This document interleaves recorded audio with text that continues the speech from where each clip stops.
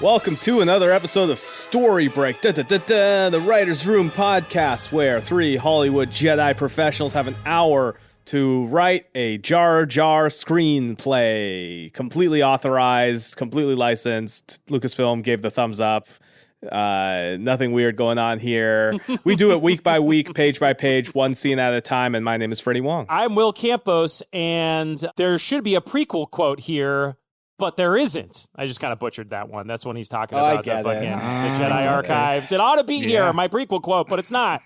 Get it? I get it. But it is still there. It's like this is not a pipe. Is it a pipe or not? This is not a prequel quote. Hey, everybody, this is a professional gamer and professional father. Who says you can't have everything in life? Matt Arnold. God almighty. Yeah, professional gamer. I got 999 moons in Mario Galaxy. I'm still riding that wave. Oh, that's disgusting. So I'm pretty happy about that. I just had to... I have a pro gamer story to reveal that I discovered over the weekend when my father dropped this knowledge on me, which is that he's been playing solitaire over the course of the pandemic. And he has now won 842 games of solitaire in a row on his phone. Whoa. He's really more like up to 1,600 because he got up to 860 something, and then his phone erased the record, and then he did another 800. He's up to 1,700 games of solitaire in a row. I was like, how long does it take you to beat a game of solitaire? He's like, I don't know, like probably like 60 seconds. Like my best is like 30 seconds. Not to call your dad a liar, because I would never do such a thing, because he's a man of pure honesty and dignity. Seriously, how Mr. Campos, I'm wondering what version of solitaire he's playing, because in normal solitaire, like the traditional rules, there are about 20% of like games the card ordering that's impossible to win. Well, okay, so I'm sure on the apps, like they have some algorithm to make sure you'd never get a broken game. Like that's just a quality of life thing. You know what? They should do that, because like, yeah, what's the point? Can you imagine that? Can you imagine any other game that you play? Like 20% of the levels in Mario, they just say, hey, by the way, you actually can't. You just can't win this one. Too bad. Seems like solitaire needs some patch notes. But yeah, so my dad has played over 20,000 games of solitaire on his phone, and he's won 1,700 in a row. So I'm no longer the top gamer of my family. I need to just wait, in a row? In a row, Freddie. In a fucking row. Wait, no. Yes. In a row? That's not statistically. Freddie wasn't paying attention clearly at the beginning of the podcast. When we were talking about he's playing draw one. He's playing draw one. I was going to say, there must be either a different rule set he's playing, or to Will's point, a good solitaire game should essentially remove any version of solitaire that's unbeatable. Yes. Because that's shitty. I don't know. Anyways, I don't want to redo the joke I did about Mario again. Freddie just wasn't listening. No, I heard it. The other move is that he could be doing draw one like a normie. I don't know what kind of draw he's doing. I will have to get him to send me some screen grabs. I told him he should get on Twitch and start playing solitaire, but I don't know if people would be into that. I would fucking donate. I would be first subscriber donating, fucking watching Mr. Campos play solitaire. Are you kidding? Well, there you go, That's Dad. incredible, Twitch. Can I get a poggers in chat, everybody? We're not here to talk about solitaire. We're here today to talk about Star Wars fan fiction, which is the solitaire of screenwriting.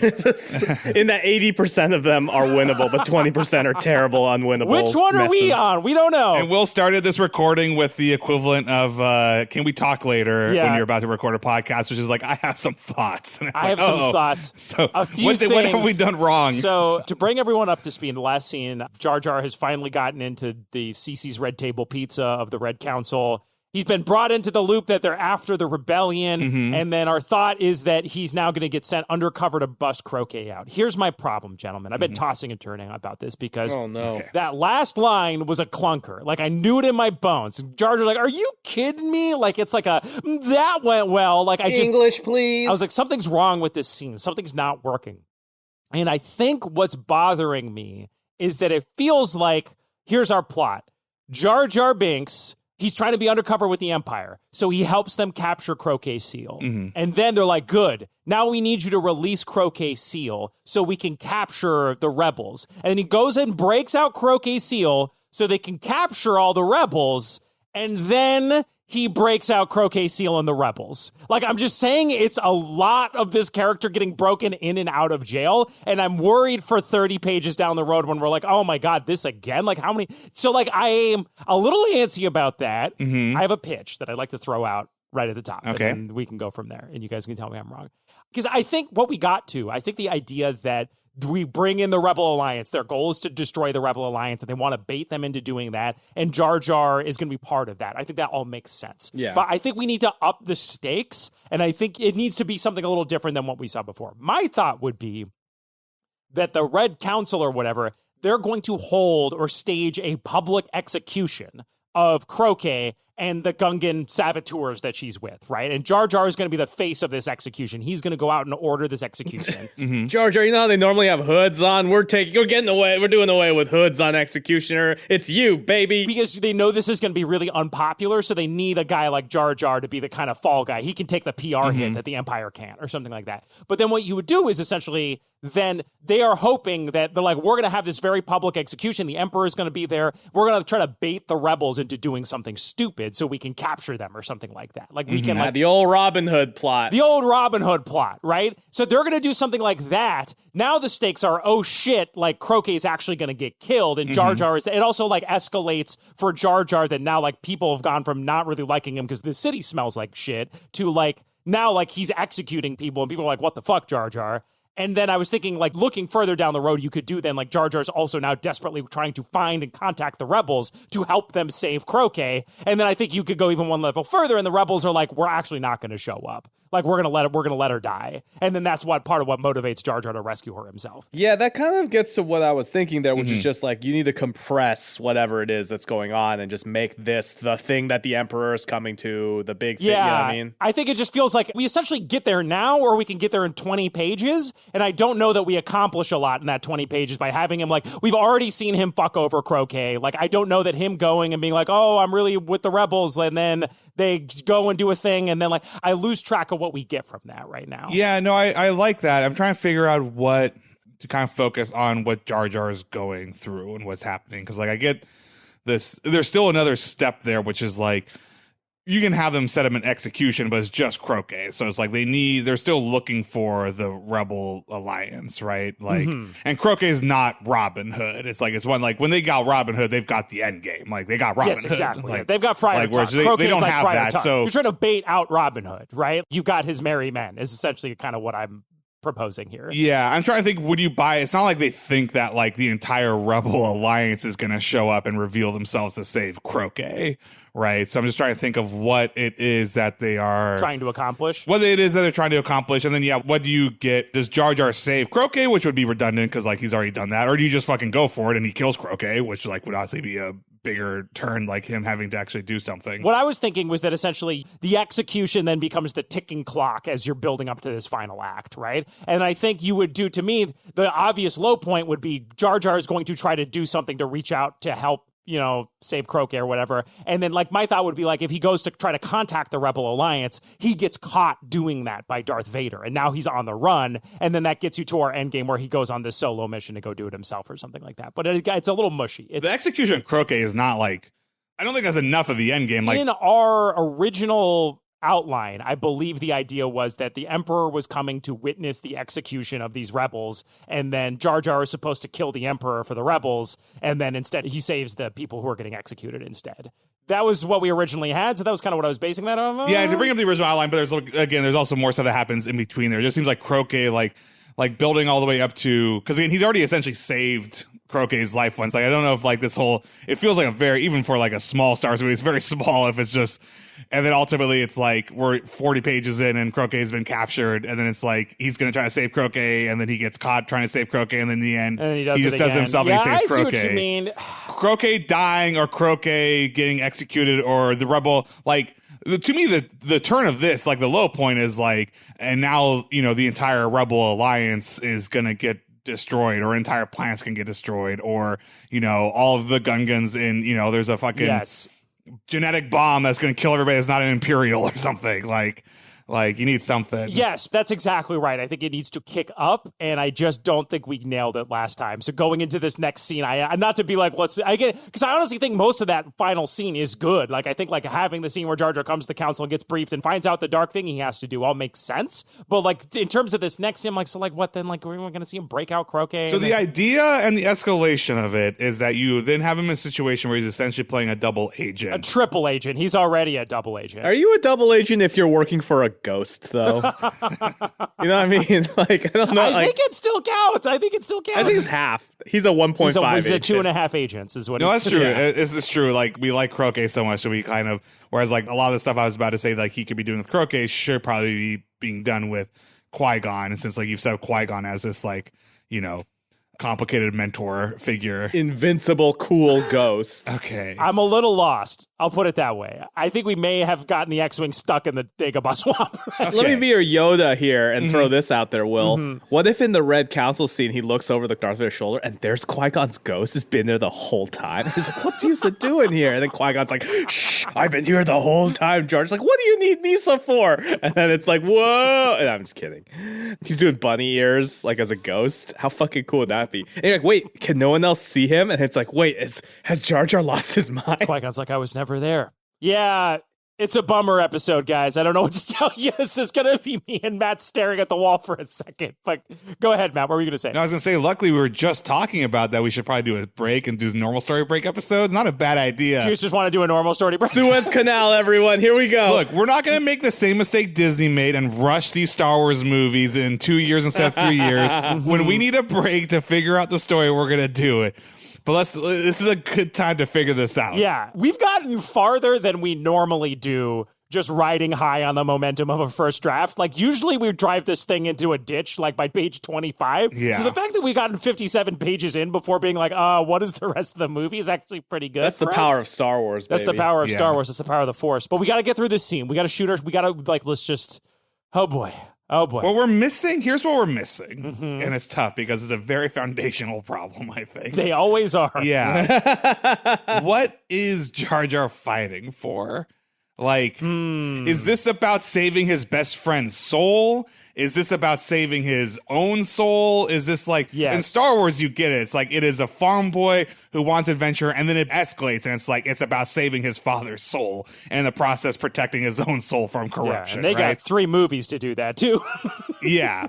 Like, but yes, you're right. And again, it's even different than like Infernal Affairs because inherently you have somebody who went into, a group, whether it's a police officer or somebody in the military or a CIA agent, like with a certain sense of honor and love for a country, and then they are asked to do something counter to their beliefs in order for the greater good. And it is about, we're doing that story, but like Jar Jar is not quite the same. It's not like Jar Jar like started with like, I'm pure and the only thing I want to do is like protect like Naboo. Look at what we have. That is essentially what we have, right? He wants to do good for the citizens of Naboo. And I think we could dig that out more. Like, again, like in our original break, we talked about him feeling like he owes a life debt to Naboo itself. And I think that's maybe something I think if you were to go back into a second draft, you hit harder in the first act. But that actually brings up an interesting point, which is that I think bringing this to the stakes are the planet itself. Like, makes sense. There's one thing for Qui-Gon to say, like, I'm willing to burn a rebel agent for the greater good. But, like, if we get this to there where he's like, all right, like, Naboo is going to have to go. Do you know what I mean? Like, then literally, how is that any different than the Empire? If you're like, we're going to let this planet get destroyed so we can save the universe. And maybe it doesn't get destroyed by, like, a big laser blowing it up. Maybe it is, like, again, like, we have this whole thing with the fish pump. It gets destroyed by space tourism. They're like, we're going to open up Naboo. We're going to open casinos and gambling. It's going to be the new Reno/Vegas. It's going to be the new Space Vegas. Everyone's like, no. I think what we missed. Okay, this might be... We saw the other casino planet. It sucks. Because, yes, to your point, it is about that, but, like, how do you dramatize that and how do you make that personal and human? Like, right? It's, like, not enough in Infernal Affairs to be about the city. Like, unfortunately, like... we kind of took the role of Qui-Gon and we ruined it or made it not the way it's supposed to work. And Infernal Affairs, like, that is his friend. Like, so when he died, like, right now, if Qui-Gon Jinn died, it'd be like, oh God, Qui-Gon Jinn's dead, whatever. Like, I was kind of an asshole. It's probably going to make his life easier. Whereas, like, in really, Infernal Matt, you're Affairs, gonna when say he dies, he's an asshole. It's not that he's already dead because he's a ghost. Well, that too. But you could make him disappear. I mean, yes, but like that's just like technicality. Like the point being is that like in Infernal Affairs, like that he remembers his birthday. Like when he falls onto the car, there's the plot problem of like now nobody knows I'm there, but it's also like he's sad. Like you feel bad. Yeah, no shit. You know what we did? We did a flippy dip because normally the relationship is Anthony Wong is like, don't forget you're a cop. Don't forget who you are. And then it's like your Tony Leung is the one who's going hardcore, who's like, he's gotten in too deep and he cares too much. And right now we're like, it's the other way around where Jar Jar's like, I don't really, it's, and honestly, this happens in a lot of writing. Like it is very easy to fall into this trap of getting into this position where your main character is the one kind of resisting the story as opposed to the one driving the story. And I think actually you are right that Jar Jar is resisting the story, not driving the story. story right now. Yeah. Because right now it's like every scene is then like Qui-Gon's like, you've got to do this, and then Jar Jar's like, okay. Yeah. But like it's never Jar Jar being like, I'm gonna fucking get in with Vader. I'm gonna do this. I'm gonna do that. Oh, you're right. It should be Qui-Gon's Qui-Gon's like, yo, Jar Jar, no, you chill can't out do for a this second. stuff. The Force rules, dude. The light side brought me back to life. I'm a Force ghost. I'm doing all kinds of shit as a ghost now. Oh, we you fucked it can't up. let people die, Jar Jar. We fucked it up. Look. It's not necessarily because I do think it is fitting for Jar Jar's character, but what we are missing is the clear moment of him being like, I want this more than anything, and I'm willing to do it. And even in this moment where he like steps up to Vader, it feels like he's kind of being forced to do it because somebody's convinced him it's the right thing, as opposed to dramatizing what is it that he cares about more than, like, if anything, it'd be more interesting if he had gone against, like, I think you could set up this relationship we have with Qui-Gon, but the answer should have been that he fucking like punches Vader and like goes away with Croquet because he cares about Croquet, and then Qui-Gon's like, what the hell did you do? And Jar Jar's like, this is what I want. And then Qui-Gon's like, good luck. Like, you fucking are, like, you're trying to play it all by your integrity, but like, get ready when that fucking village gets burned down because you did the quote-unquote right thing. Because then at least like Qui-Gon and him are at odds. Oh, you're right. And it's more active decision. You're right. You're absolutely right. You know what the problem is? We fell for the oldest trick in the book, which was we saw Liam Neeson acting in Taken, and we forgot that he's actually a gentleman, a beautiful, gentle soul, as opposed to this hardcore dad who would fuck anything up to get his, right? Like, we fell for all of Liam Neeson's recent roles. We should have remembered Liam Neeson from his older roles, but not his older roles where he was in the IRA. We want Liam Neeson, not Liam Reeson. What I'm saying is we can still do Qui-Gon as the asshole, but then you have to make Jar Jar active again against that. Like, yes. Like the wrong decision is that he's actually quite like, Jar Jar denounces the double agent thing, but like that's going to have costs. Like, shit. It's like, you're right, son of a B. Oh, that's so far back, but that's exactly what it should be, which is that it builds up to Jar Jar's going to kill her, and instead of saying Annie, and it's like, it's he fucking picks up a stun gun and blasts Darth Vader in the back, and Darth Vader falls over for a second, and then Jar Jar shoots a fucking rock onto him, and then they run, and now he's on the run with Croquet, like something like that? Is that? And then Qui-Gon's like, I don't know, it's a tough. But you're right, that whatever is going on, it needs to, that is the turn. That is what brings us into the second half of this movie, is Jar Jar needs to do something out of his own conscience that blows his cover. You are right. That is essentially what because right now he's just getting bullied. It's like, you can do that for a little bit. You can have the character get bullied and like get into a spot where they feel like they have to act. The point of it. Yeah, the point of it is it gets them to a point where they want to act against We need to bring him to his line where he's going to defy Qui-Gon and he's going to defy Darth Vader. So look, we're Stephen King. This is the Green Mile. We got 2 novellas already fucking in the CVS rack. Like, it's already, those books have already come out. Like, they're in there. There's nothing we can do. Grandma and my mom they picked up their People magazine. You can't go back to CVS and be like, oh, reread this one. That last book you read isn't the right book. You're right, man. Yeah, they already read novella 2 of The Green Mile. They already really invested in this. Wait. Sorry, The Green Mile? Do you remember The Green Mile came out as novellas? Are you talking about The Dark Tower or The Green Mile? No, The Green Mile was a novella series. I never read The Green Mile. Really? I remember they came out at the magazine rack. What are you? Yes. Okay, Grandma, let's get you to bed. It was a set of 6 books. Sure Matt's Do you not remember this? No, we don't remember the publication history of The Green Mile. I was getting my Werther's Originals at the store, and I saw a book by Stephen 1996. King. Well, I went to the grocery store. In 1996, I was going to the grocery store to buy Airheads and Jolly Ranchers. You were fucking up to date on the latest Stephen King drops? You go to the grocery store with your mom, and the first thing you do is go to the magazine rack and see if there's a Maxim or see if there's a Sports Illustrated swimsuit edition that you can look at. PC Accelerator. Yeah, PC Accelerator.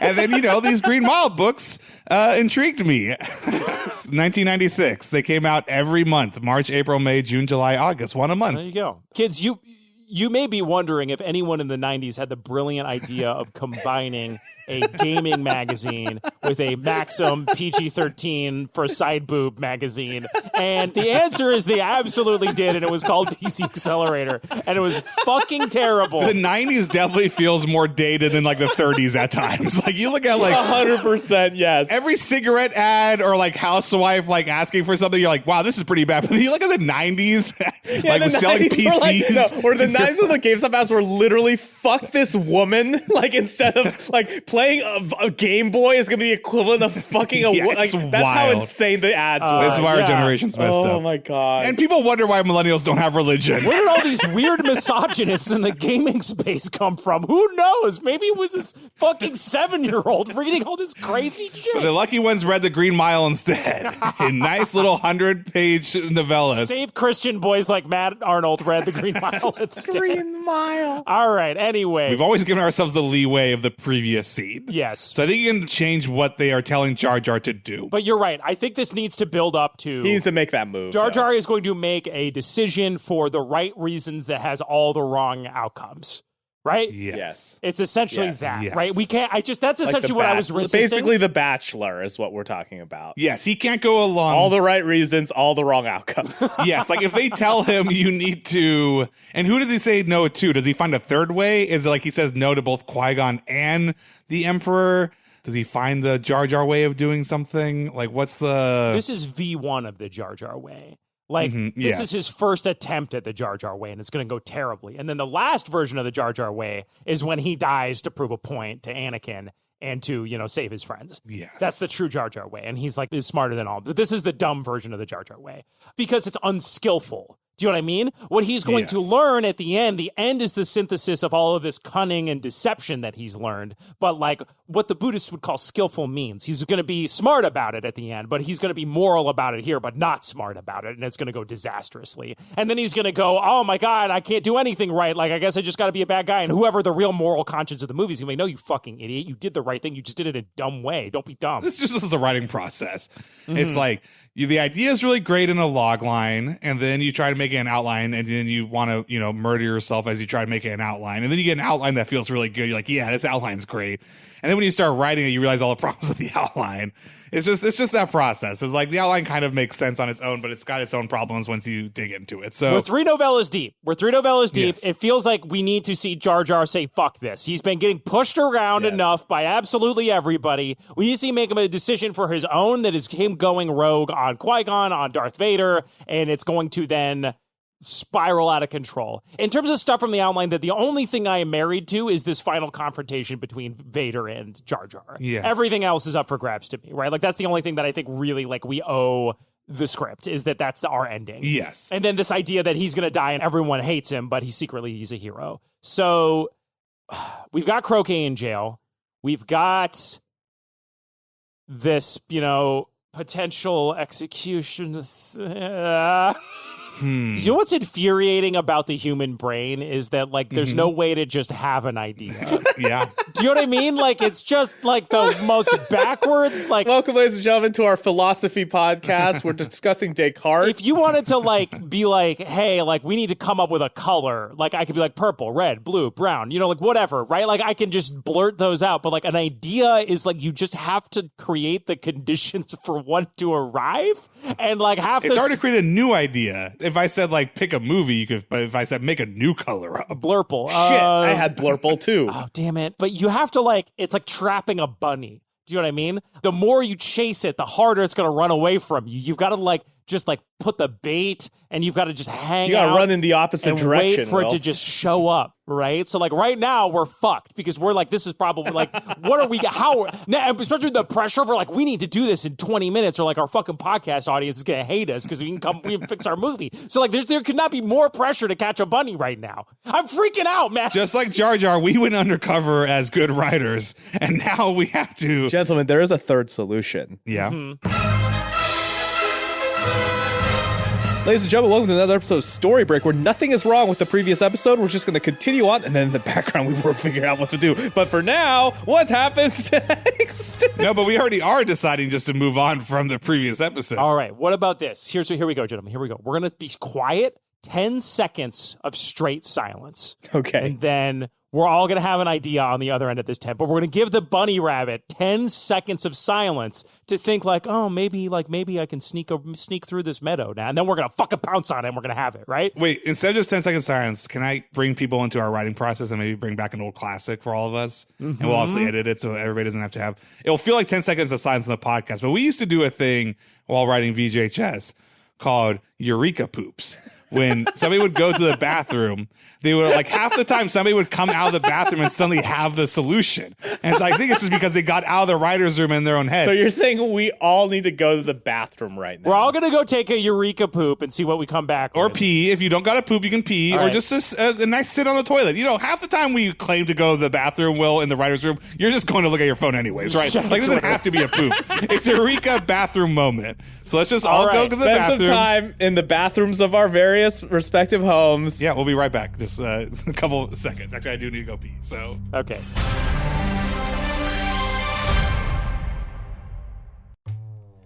No me gusta arena. That's Spanish for I don't like sand. And if they spoke Spanish on Naboo, that'd be how you'd say that before you smooch with the queen. Babbel is the sponsor of Story Break this week. For many of us, learning a second language in high school or college wasn't exactly a high point in our academic careers. My key memory from Spanish class is my friend Alex Visser once ate a 1-pound bag of M&Ms in the course of one Spanish class, and then the girl sitting next to him turned to him and said, "You ate that entire bag? You're disgusting." And it was like, that's the key Spanish class memory I have. But now, thanks to Babbel, the #1 selling language learning app, there's an addictively fun and easy way to learn a new language without shoving a bunch of M&Ms down your mouth. Well, you still can, by the way. You still can. You can. You know what? You can eat M&Ms and learn language in the privacy of your own home. Judgment-free, in a judgment-free environment. Just go to town. Whether you'll be traveling abroad, connecting in a deeper way with your family, or you just want to eat some dang M&Ms in peace while you're learning Spanish or any of the other languages on Babbel. Babbel teaches you bite-sized, very appropriate language lessons that you can actually use in the real world. So for me, obviously, I chose Spanish because I did not learn any Spanish, and I'm ashamed to my Hispanic family for not being able to speak one lick of the dang language other than my shitty high school Spanish. that's the key phrase, is ones you'll use it in everyday life, because they have 14 different languages, and I checked. And you know what they don't have? Latin. So don't worry, you're not going to make the same dumb mistake I did in high school and pick the most useless language of all time to learn. No. When you go to Babbel, any language you choose, it's a good one. They're all good languages at Babbel. All bangers. All bangers. All killer, no filler. They also got speech recognition technology, which helps you improve your pronunciation and accent. Speech recognition technology, that's muy bueno. Oh, sorry, I just got Babbel just yelled at me. It's muy bueno. Right now, when you purchase a 3-month Babbel subscription, you get an additional 3 months for free. That's 6 months for the price of 3. Ooh. Just go to babbel.com and use the promo code STORYBREAK. That's BABBEL.com.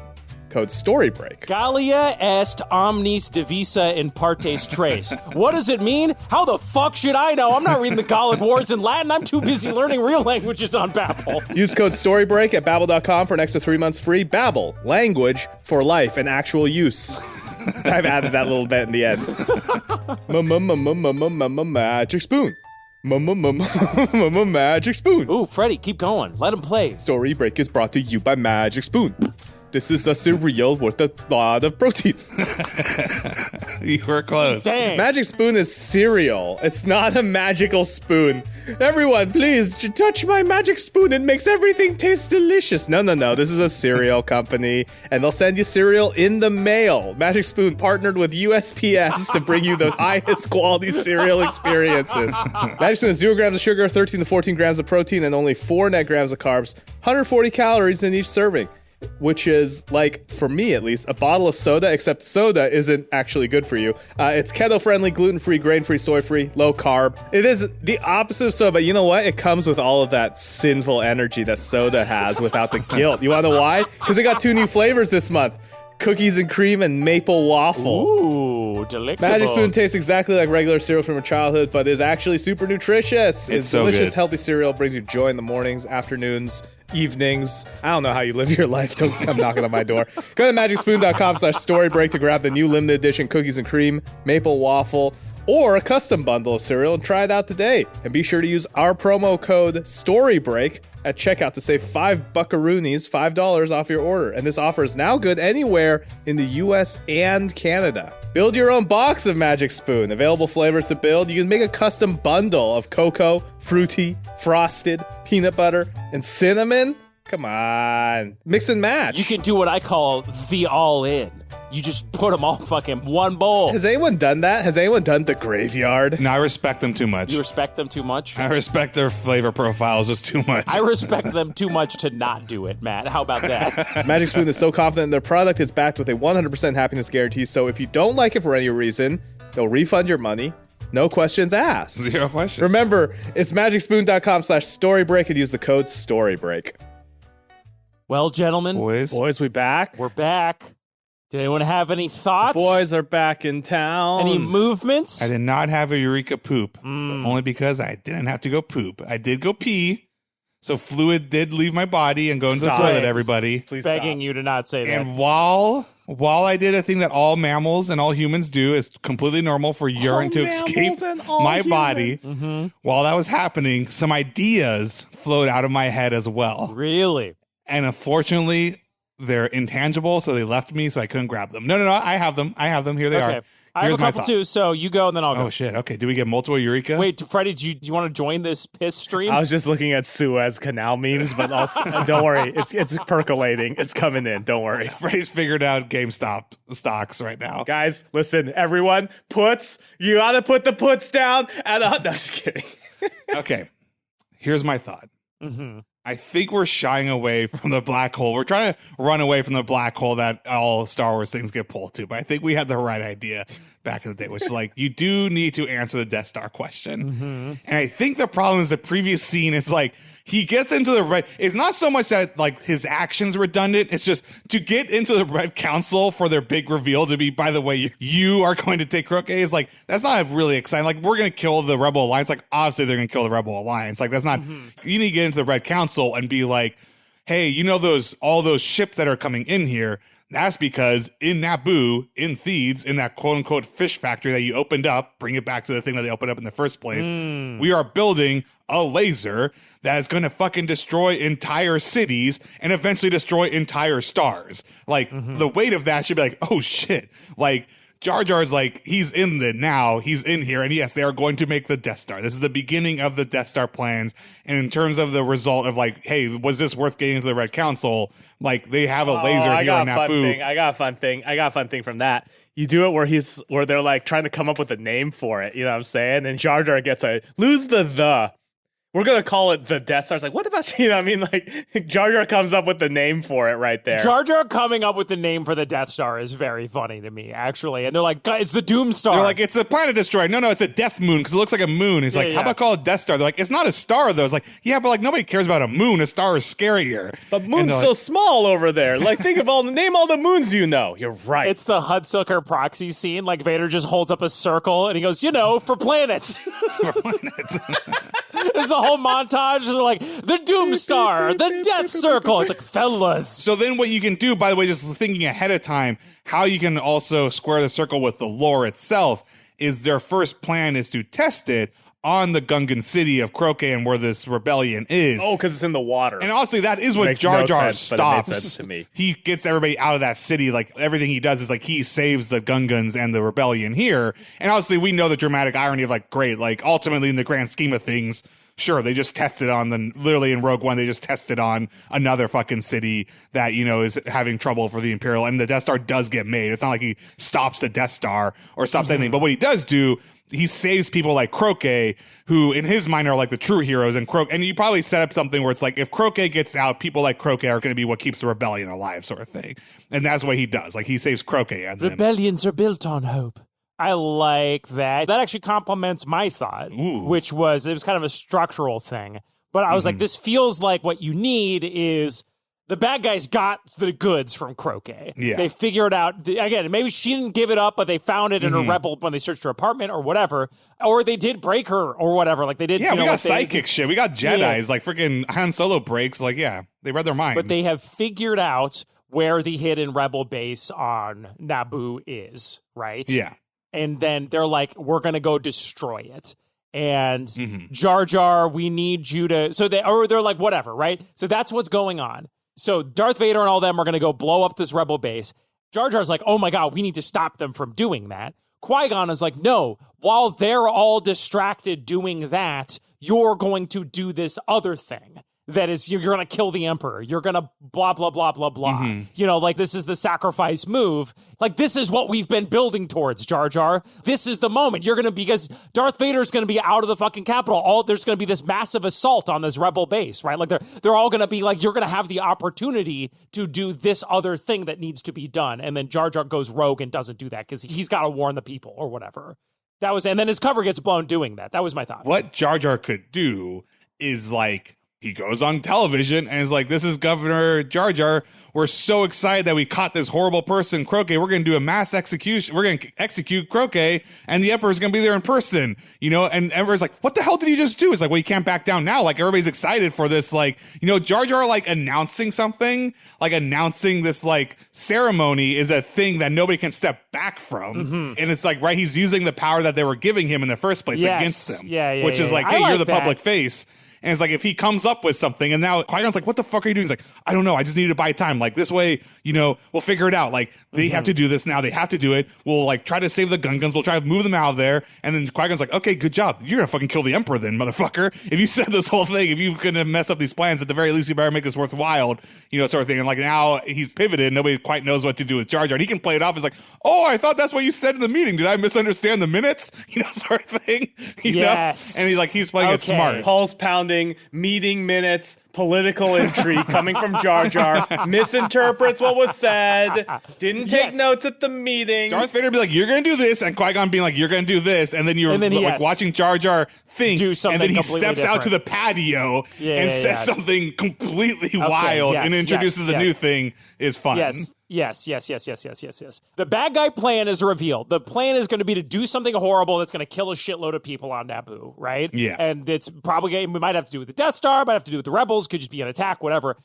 Part of that plan, they need Jar Jar to make an announcement, right? Yes. That's what we're saying. And then Qui-Gon wants Jar Jar to go along with this. He wants him to do this because it's like, this is part of, you know, again, because he's got some other plan, like, you know, like, you're going to be able to kill the Emperor or whatever. Jar Jar goes out and goes rogue and says something that fucks up their whole plan and, you know, potentially jeopardizes himself. And then the way he plays it off to everyone except for Darth Vader, who smells a rat, is that he was just too stupid and he bungled it. The Emperor goes along with it, be like, well, you made a freaking mistake, but whatever. Like, you know, where door closes, a window opens, or whatever the fucking thing is. The Emperor's like, fine, I guess we'll do it this way. Like, you know, well, fine. You know, it's a big, you know, Jar Jar, maybe you're right. A big public, you know, hoo-ha is maybe the right way to do this. This would be my unveiling. It would be my quinceanera. It would be my introduction to society. You're right, Jar Jar. I could use a cotillion. We're getting closer. I like the way that gives Jar Jar an opportunity to turn the tables. We kind of saw him start to do that. It's true to his character with the fish, too, right? Like the way at the beginning. Yeah. All right. So in theory, let's go with this idea of they're going to attack this base, right? Or they're going to make some attack. Oh, here's what Qui-Gon wants. Okay.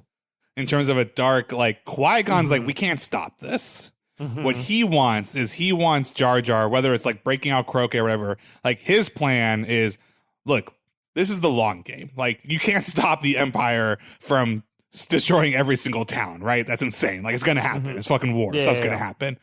This is an opportunity for them to, when they're going through the rubble, to find the Rebel Alliance, plant fake Rebel Alliance, right? Qui-Gon's like, I need you to get a bunch of false, again, misinformation campaign, fucking get into that town, you know, or like plant a bunch of fucking false info about the Rebel Alliance. And at the very least, they're going to be chasing their tails for a couple months after blowing up this Rebel base on Naboo. They're going to blow it up. They're going to go in there. They're going to find all this stuff. And Qui-Gon's like, he's like, what? I can't let these people die. He's like, they're going to die. Like, this shit happens. At the very least, we can use this as an opportunity. They think they've gone to victory. They destroyed a base and they've gotten a bunch of information, you know, because they know that they're contacting other people, but you're going to fucking false plant all this stuff. And, you know, Jar Jar, like, why don't we just warn them ahead of time and they can do that themselves? Because it's not real If they blow up a base and nobody's there, they're not going to fucking believe it. Like, that's what needs to happen. They need charred bodies, Jar Jar. Charred bodies. So if you were going to do that, it would be that, like, he tells Qui-Gon, like, they got this information from, okay, this actually lets you play it both ways. They're like, heh, we broke Croquet. And it's like, they got this information from Croquet about the Rebel Alliance, and then Qui-Gon's like, good, they took the bait. Mm-hmm. Do you know what I mean? So then, like they're going to go blow up this city, and then when they blow it up, they're going to find the information we planted, or like, I need you to finish the plan and plant this information. I can't use a keyboard, Jar Jar. I can't type, as you know. Oh, then we can finally have the ghost scene, because then Jar Jar has to hack into the like Rebel Alliance computers, and then Qui-Gon's gonna be like, here, Jar Jar, let me guide your hands. And then he shows up behind him, and it's like Ghost, except it's him hacking. I'm going to take the fact that you guys aren't responding to that to mean that it's in the movie. It's in the movie? It's in, baby. It's in the movie. I'm just giving a reason why Qui-Gon would let a bad thing happen. Mm-hmm. Like, ultimately, Jar Jar's not going to do this. So it's not overly important. Mm-hmm. Qui-Gon's like, yeah, that's the price of war, motherfucker. Like, that sounds horrible. Yeah, we know they're going to blow this place up. The Resistance is going to die on Naboo, but we can fight so many battles. Like, this is going to happen. Might as well get a victory out of it. The Emperor and Darth Vader, they just gave Jar Jar the information. They're just like, hey, this is going to happen. We're going to need you to...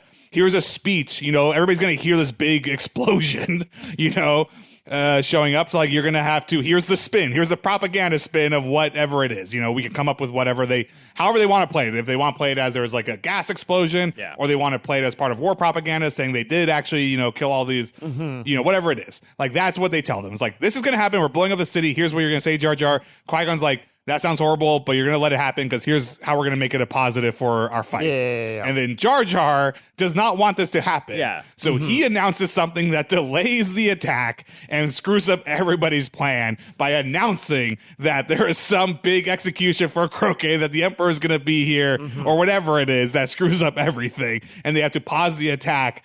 And then, that's what I'm saying. And, like, that's what Jar Jar's solution is to this. And now he's stuck with, this thing he's done. It's like in World War II when they would, like, break the code, like the German Enigma code. They would let ships get taken out. Yeah, with fake codes. Because they're like, we can't tip our hand.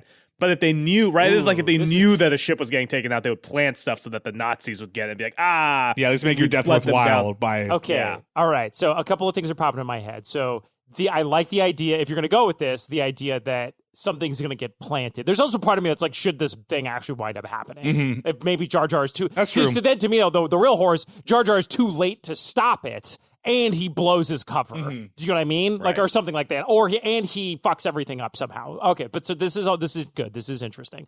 My thought would be, like, the other thing you could do is that, like, what would send the Emperor and Darth Vader on a fucking freak out wild goose chase more than, like, a Jedi holocron in the Rebel base. And they're like, oh shit, the Rebels are like, there are more Jedi out there. Like, they're restarting the Jedi Order. Like, again, like they're going to send them on some Jedi paraphernalia goose hunt or wild goose chase or something like that. Could be kind of fun. Oh, that's fun. There's also a world where you do that. They are going to blow up this city and blame it on the Rebels. Like, you could do, and then maybe Jar Jar is supposed to get out there and be the one who says that the Rebels did this. Okay. Do you know what I mean? Yes, and Qui-Gon's like, yeah, go along with it. Like, yes. This is part of the plan. But at the very least, yes, they won their propaganda war here on Naboo, but that's a fucking long game. At the end of the day, if we can send them to the wrong planets and wrong information for fucking months. They're pawns, Jar Jar. We sacrifice these pawns. That's going to buy us the time that we need. Because right now is a dangerous time for the Rebel Alliance. Like, we need as much time as possible to get fucking started up. Yeah. Like, the Empire's on a head start. Like, that's what Qui-Gon's trying to buy. Yeah. Okay, so they're going to do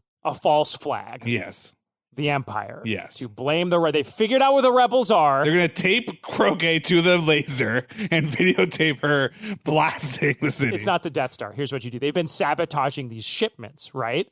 Like of the oil or whatever. What they're going to do is that the Rebels are going to blow up one of these shipments, and it's going to crash into this city and destroy it. It's like they didn't know that they actually had super unstable shit in there or whatever. The Rebels, in their zeal to fuck with the Empire, are going to cause a horrible accident, right? And it's going to kill them, and it's going to wipe them out, and everyone's going to hate them. And now, is the city also like a Rebel stronghold? So it's like two beds with one stone. I'd rather play with the pieces on the board than drag a big laser into it. I don't know what we need this laser for right now, especially if we're not going to do it. Does is like here's the reason for the Death Star laser. What I'm trying to get at is like the stakes that the Empire is developing weapons that can blow up entire stars feels like something that's worth getting into the Red Council for. Whereas like if ships have been blowing up, it's like, okay, got on the Red Council, it's like, here's what we're going to do. We're going to kill the people. Like, they just went to a church and killed a bunch of them. Like, it's like, now you're to the Red Council, here's what we're going to do. We have the ability to blow up ships, and we're going to blow up a ship over a city and blame it on them, and it's just going to affect the people of Naboo. Like, it doesn't feel like you're getting into the realm of stakes that matter for, Qui-Gon, this is ultimately the war and stuff. Like, I think you want to make this about the broader war, because ultimately Jar Jar's sacrifice and what Jar Jar cares about is on the small scale. Okay, all right. So, I don't think you can make it a false flag then, because then why would the rebels have this big super laser? Like, that wouldn't make any sense. Like that. I mean, nobody knows. For example, like, nobody knew what the nuclear bomb was when it first happened. Like, the first week, like, everybody's like, what the fuck happened? Like, nobody's seen a laser like this before. Nobody's going to see this big laser floating in the sky. The whole city's going to get destroyed. And then the propaganda angle is like, yeah, the fucking rebels, like, blew up a power plant there and they destroyed the entire city. Look what they did. Like they're doing a test. Like, this is early in the realm of, like, we're testing this new super laser. We're going to destroy the Rebel Alliance, and great, we're also going to blame, Okay. That's all. So, okay, hear me out. Okay. Okay, so then I would do in the previous scene when Jar Jar gets into this meeting, they're like, all right, first order of business, Darth Vader, what's going on with Croquet? He's like, Croquet has given me the Rebel base or whatever, and then we're like, excellent. What about Project Exodus or whatever? And then we're like, oh shit, the other guy in the meeting is Grand Moff Tarkin, who's like, the fucking project is going great. We're ready for initial tests of the proto laser or whatever, right? Yeah. And then the Emperor's like, this gives me a zany idea. Why don't we test the laser? And they're like, here's the problem. We need to test the laser, but it's so fucking high profile that if the second we test it, people are going to know we have it. Yeah. And then the Emperor is like, well, this gives me a kooky idea. What if we blow up a city with our laser and we blame it on the rebels? Right? Like, does that kind of square all three things? And they're like, well, to sell that to the public, we're going to need someone to sell the story, someone they trust. And they all turn to Jar Jar, right? Yes. But do we not, how much is Jar Jar trusted at this point, though? He's more trusted than they are. More trusted than the hulking robot or the creepy old man. Like, he's trusted by the pro-Empire public, which is the only public that matters, right? Like, he is seen as the... yes, there are obviously people who are pro-rebellion who don't like Jar Jar or the Empire. They will believe Jar Jar if Jar Jar tells them that this was a rebel sabotage that killed this city. Yes. Right. As opposed to telling them the truth. Okay. And I do think you need, as much as we all know Star Wars, like, I think since it's the beginning of the war and the beginning of the Empire, like, I do think you need essentially the Qui-Gon's realization, like, again, the stakes of my God, like, I knew the Emperor was evil, but, like, the understanding that he is going to be destroying entire worlds, who knows how soon from now, if this weapon works, like, we need to give again, I even buy Qui-Gon's reasoning, which is the sacrifice of a few thousand people in this town to give the resistance time to fucking get their shit together, because, like, the Empire is much more dangerous than we could have ever imagined, is, I think, important stakes. Okay. So maybe for this week, do we just do a redux of the previous scene? I think we have to rewrite the previous scene. We rewrite the previous scene, and then we'll take a story break.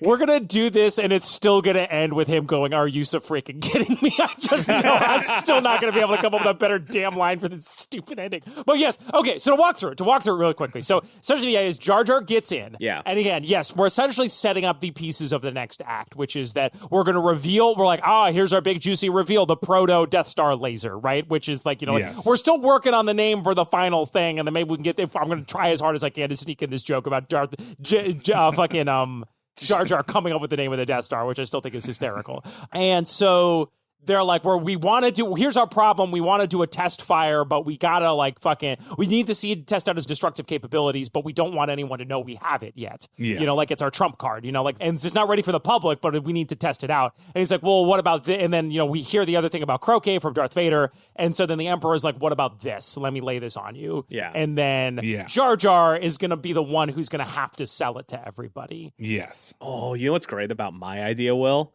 is that because here's what it is. You know how in like Star Wars, Darth Vader's really not down with the Death Star? Mm-hmm. He's like, he argues there's that conference room scheme. He's insignificant next to the power of the Force. Yeah. So the whole time, here's why. The secret is we reveal in this scene. Darth Vader's been pushing for Kilosphere the whole time, and nobody likes Kilosphere. And he's like, I think the Kilosphere is cool as hell. Imagine the might of the Kilosphere in the sky. Entire worlds will tremble under our grasp. And like, the Kilosphere. The Kilosphere is just not going to happen. It's more scalable. Like, we can make smaller Kilospheres or bigger Kilospheres. Death Stars, you're kind of defined. You can't have a small Death Star. He's like making a PowerPoint and be like, by calling it the Kilosphere, we'll be able to. Oh, that's the little training droids. We're prototype Kilospheres. That's where they came from. Oh, my God. Yeah, exactly. Okay, all right. Yes. And that's why he hates it so bad. It's because at the end, he was like, yeah, well, this place sucks. And it's like, Darth Vader, just because it didn't use your name doesn't mean it's not a cool space station. By the way, really quick. Freddie broke this scene wide open, but yes. Yeah, maybe it's too much. But just thinking ahead, I think why you can buy this Jar Jar moment working is because they've introduced a problem, which is we don't want people to know we have this laser. So when Jar Jar makes an announcement, this is my shitty pitch version of it. It wouldn't be this, but it'd be like, he says, like, we're going to have a great Nabooian, ceremony for the rise of the Empire during this, like, meteor shower.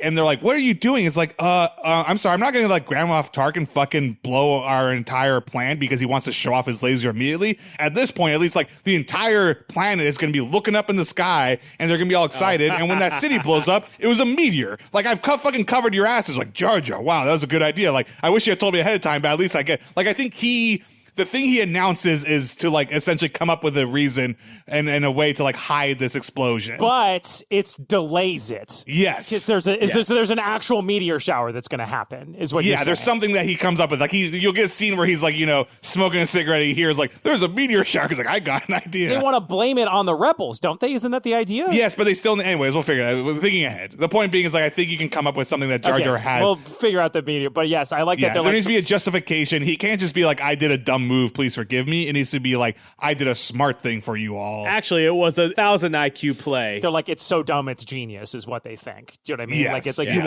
wanted to play both, where it feels stupid, but then he explains it, and they're like, well, it's kind of dumb, but actually, yeah, all right. Like, yeah, and then maybe it's not even hiding. Maybe it's like he clarifies this, like, now everybody is going to be where you want them to we'll be, see. We might not need him to it might be something else, because it's like, I don't know what you want it to have work. You know what? We should have ended on a high, which is the Kilosphere. That's all we needed to this week.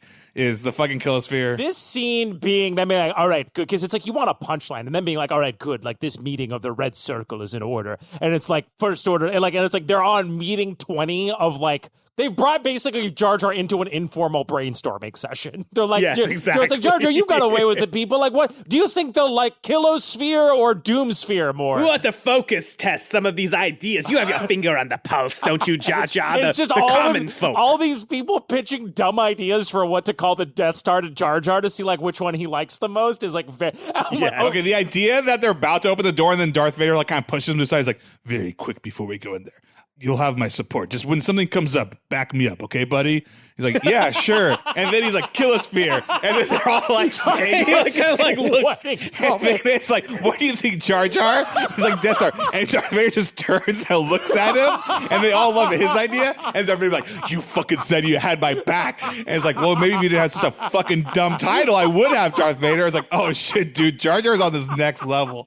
You said you had my back. I didn't even care what it was called. They bring Jar Jar into this room, and then they fucking slam him down in a chair and hook him up to all these electrodes. And you think that it's he's going to get a lie detector test, but they're just measuring his brain readings based on like what they think they're dumb ideas. Jar Jar, Kilosphere is clearly the best name. Because it's like he's so fucked that if they just asked him like, "Are you working for the Jedis?" He'd have to lie. It's literally a lie detector, but all they care about is their dumb idea. So you do that. It's like because then you get that thing where it's like, what do you think of Kilosphere? And the Jar Jar's like, I really like it. He goes, and they're like, I told you, Vader. And Vader's like, search your feelings. So you know it to be true. Darth Vader being such a bad, like just leading questionnaires. Like, all right, Jar Jar. Of course his ideas are terrible. Here, Jar Jar. Here are the 4 titles. Don't let your friendship with me sway you in any way. These are all no order. Anyways, the first and best name, Kilosphere. He hands him a paper and his finger just lingers over Kilosphere. He like kind of points at, read these aloud and tell me what you think. And he just holds his finger there. It's like, why is your finger there? It's like, just don't mind. I don't want to influence you at all. I don't want to influence at all. No mind tricks, Vader. This is a name for a weapon that's a giant sphere that kills things. And the first name, the best name, I mean, of all of us is Kilosphere. The other 3 names, you don't really need to know them. They're Death Star, Moonstar, whatever it is. So which one of those 4 names, completely unprompted by me, do you enjoy the most? Just so you know, it's a giant sphere that kills things. And it kills things. Oh my God. Okay. That's the scene for sure. When we come back, we're going to do this scene one more time, once more with feeling. Hey, it's John Moe. And look, these are challenging times for our mental and emotional health. I get it. That's why I'm so excited for my new podcast, Depresh Mode. We're tackling depression, anxiety, trauma, stress, the kinds of things that are just super common but don't get talked about nearly enough. Conversations that are illuminating, honest, and sometimes pretty funny, with folks like Kelsey Dara, Open Mike Eagle, and Patton Oswalt. Humphrey Bogart was never in therapy. And then my dad said, yeah, but he smoked a carton of cigarettes a day. So he was in therapy. Plus psychiatrists, psychologists, and all kinds of folks. On Depresh Mode, we're working together, learning, helping each other out. We're a team. Join our team. Depresh Mode from Maximum Fun, wherever you get your podcasts.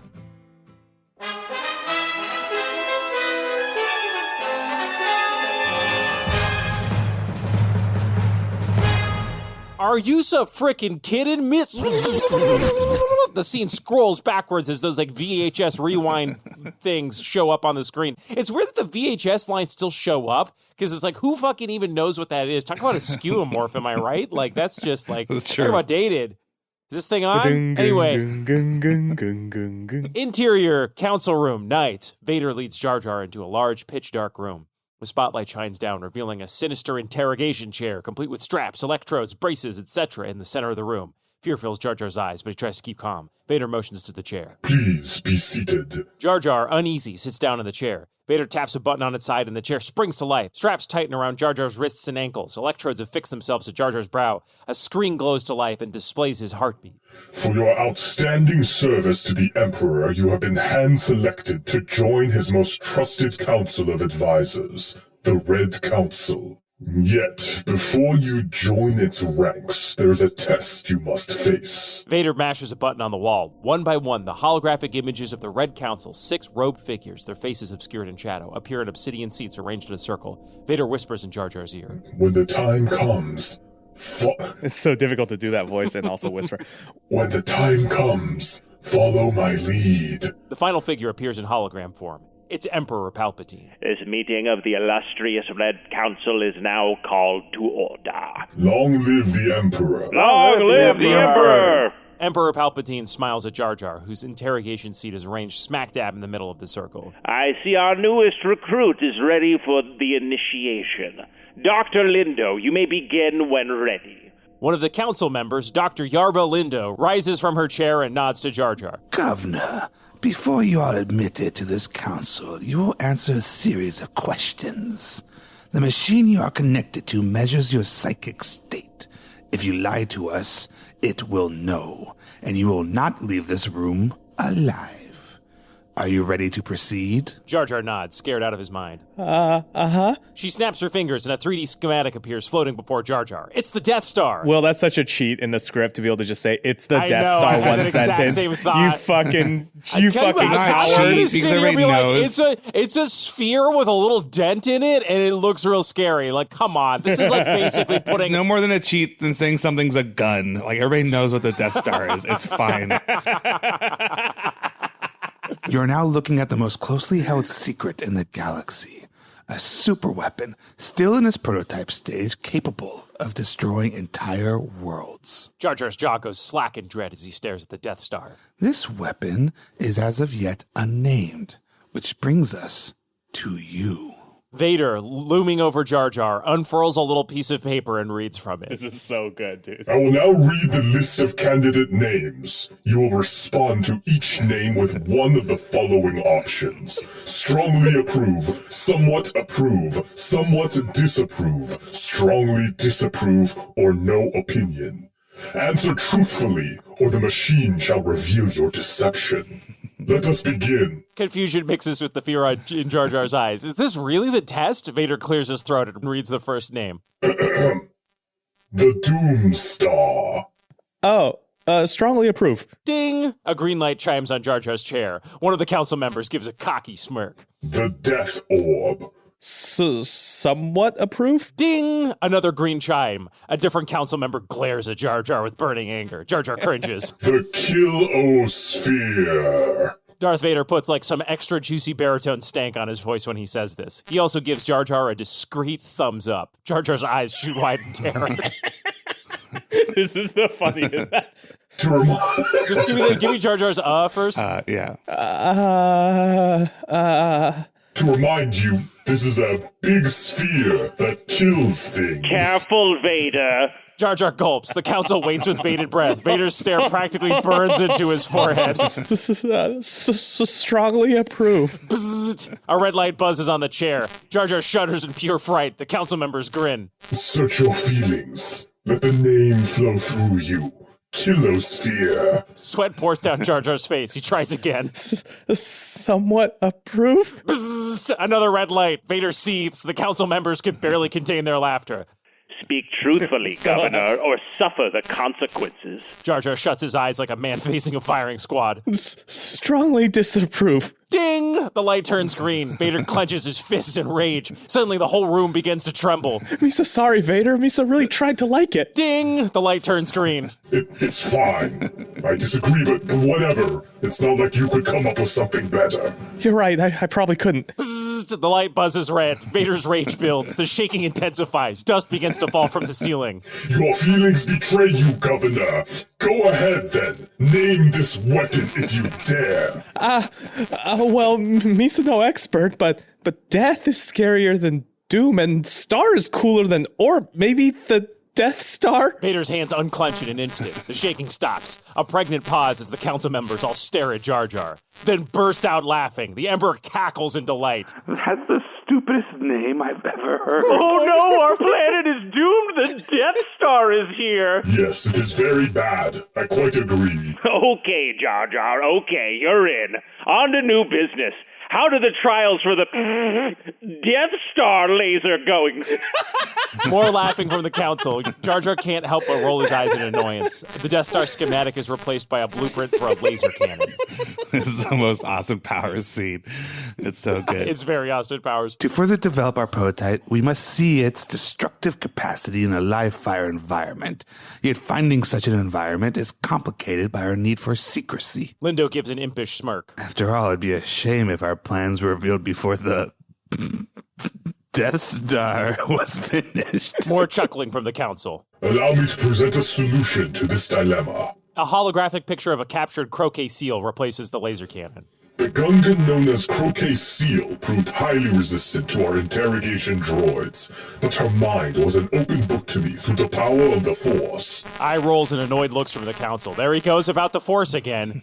Croquet's image vanishes, replaced by the Starbird, the symbol of the Rebel Alliance. As I suspected, Croquet and her insurgents are a part of the galactic terrorist network known only by this symbol.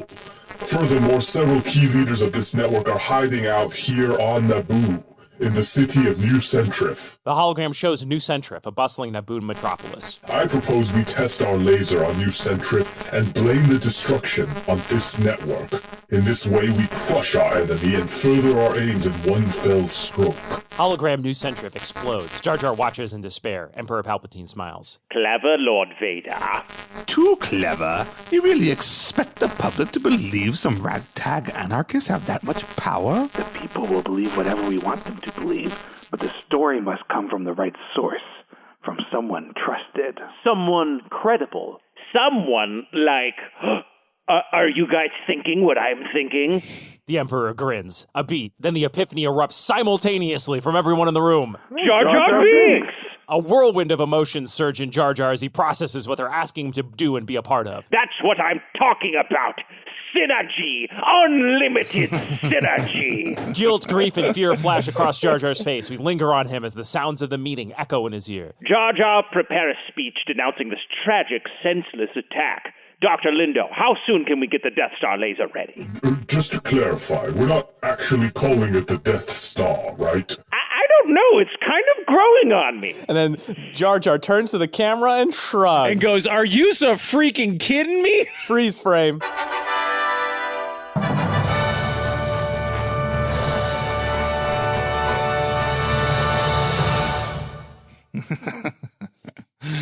Oh man, that's very good. What a scene. I was cracking up writing this one. This is very like fucking, funny. I love. You know what it is? It's the idea that, like, one, Star Wars kind of touches on this, which is Vader is like the CEO of all of this, and he just shows up to personally handle so much stuff.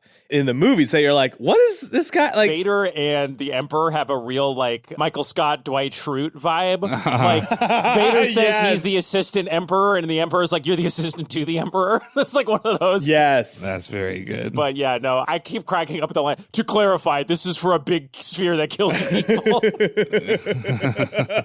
So fucking dumb. Very good. There you go. And it explains why he is so resistant to the Death Star in episode 4. It all rhymes, baby. It reminds him of his fallen friend. And the fact that he can't control that meeting. Anyway. Can't come up with any good names for stuff. You know who doesn't have a problem with that is our fans and their fan art. Yeah, heck yeah, they don't or do. I don't know the right version of that sentence. They're good at naming things like their fan art, which is all very good. We got some great stuff to talk about this week. Story Broke at it again. Sent us a really wonderful Indiana Jones inspired poster for Rupert's Riches, a Monopoly story based on our Monopoly episode. Classic. Deep cut from Story Broke. I love it. We also got some really terrific Heaven Heist fan art this week. Hey. MCG Studios sent us a wonderfully stylish picture of the whole gang. Some new outfits I was particularly fond of. Whiskey has a little weenie mustache. Like he's got this little pencil thin mustache, which is hysterical. We also got another Heaven Heist poster from Byron Yoakum on Facebook, which is like this really nice shot of like the iconic gate with like the van falling down. It's super badass. And last but not least, Jared McPhee. I barely remember making this joke, but that did not stop Jared McPhee from doing an incredible drawing of Gollum with the ring from Lord of the Rings, which was a riff we did in one of the Heaven Heist episodes where like, what if a fish just found the ring in the river? And it's a very, very good picture of this fish freaking out. So thank you to Jared. You can see all of our fan art at twitter.com/RJStoryBreak, or you can head it over to the Facebook group bit.ly/StoryBreakFB. Join the discussion. And join us on the Maximum Fun Network by listening to the other shows on the Maximum Fun Network. You've heard one promo already. Stick around for the other one. We're at MaximumFun.org, where the best podcasts are. Thanks, Max Fun, for having us on your network. Thanks to Chad Ellis for editing this podcast. Thanks, Chad. That's going to do it for us this week. A little bit of a reset, but we forge onward once again next week here on Story Break. So we'll see you then. My name is Freddie Wong. I'm Will Campos. And I'm Matt Starr. Death Arnold. Matt Arnold. Bye, everybody. I love it. I love it. I'm Star Warnold. Star Warnold. Star Warnold.